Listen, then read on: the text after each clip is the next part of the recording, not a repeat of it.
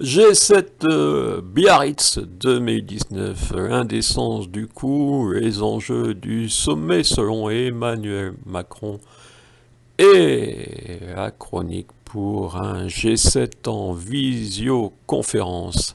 Il existe donc un G20 et notre G7. 24 millions d'euros pour accueillir ces 7 prétendus les plus grands de ce monde à Biarritz en Pyrénées-Atlantiques. Au moins, ça nous fait un rappel géographique.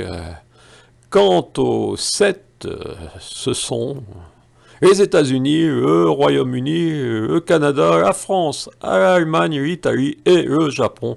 24 millions d'euros pour 3 jours à 7, plus quelques journalistes et quelques officiels. On se souvient ou non qu'en 2014, la Russie avait été exclue du G8 en représailles de son intervention en Crimée. Après les propos d'Emmanuel Macron sur le rôle occidental de la Russie en début de semaine, cette absence peut sembler incohérente. 24 millions d'euros pour boucler pendant 3 jours Biarritz, badge d'accès obligatoire, circulation interdite et tout le tralala, gilet jaune non bienvenu. Emmanuel Macron s'adressera donc aux Français en ce samedi à 13h, moi un petit peu avant, pour expliquer les enjeux de ce G7 et les objectifs recherchés. Ils ont osé le thème de la lutte contre les inégalités. Commence donc bien avec 24 millions d'euros.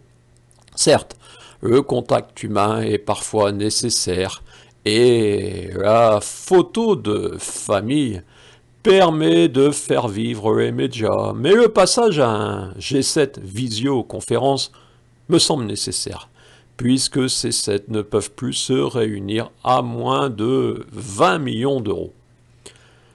Et on sait qu'il n'y aura pas de communiqué final, soi-disant, car personne ne lit ce résultat d'interminable chicaya bureaucratique selon Emmanuel Macron.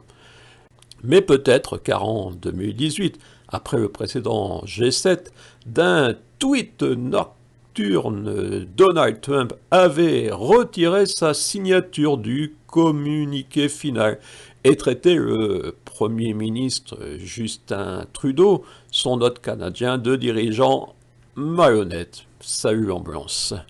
Entre gens honnêtes, on dilapide donc 20 millions d'euros, 24 et au 26 août 2019 à Biarritz. On les a crus, devine, qui fut roulé dans la farine.